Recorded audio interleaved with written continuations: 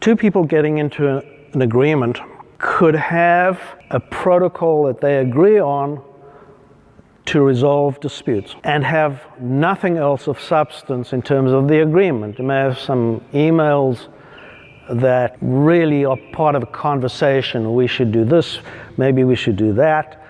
And eventually, if you put all the emails together, you basically got letters of intent.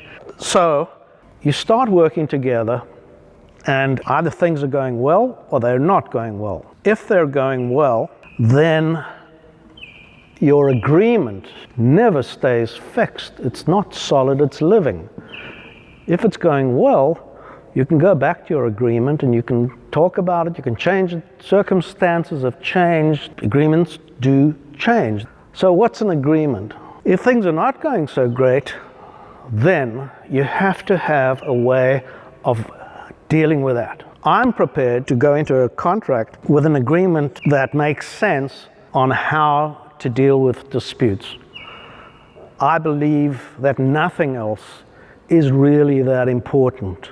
Now, the whole purpose of this is, while you're still friends, you're making the agreement, you sit down and you very, very carefully think about what would happen if there was a dispute. And you've got to be totally honest about this. How would we like it to be handled? What would we be comfortable with? Would it be mediation, arbitration, whatever the case may be?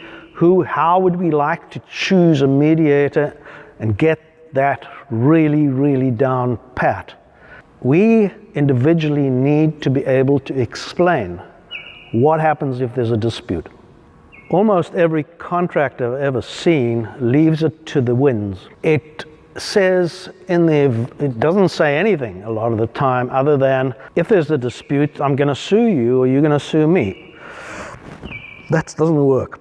It doesn't work, and it kicks off all sorts of terrible things. When I say terrible, I'm talking about terrible for everybody. The whole point about an alternative dispute resolution agreement is for you to tell your lawyer what it is you want.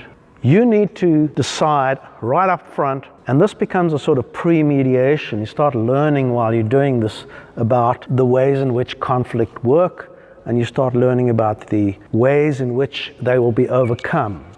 A mediation situation, now mediation's got a success rate of over 75%.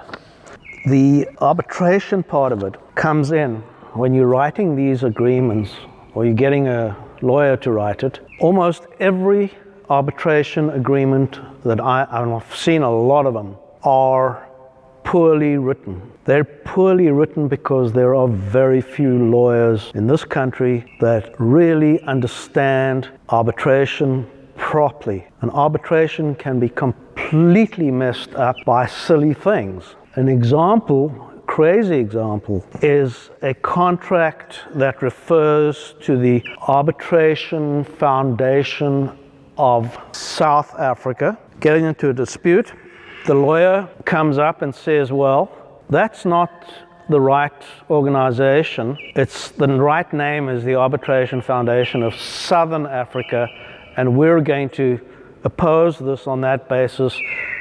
Well, okay, but you've got to go to court and let the court decide what the outcome will be. What is that? It's delays, it's mischief, it's playing silly buggers. So that agreement needs to be written by somebody that knows arbitration well, and there are very few of them.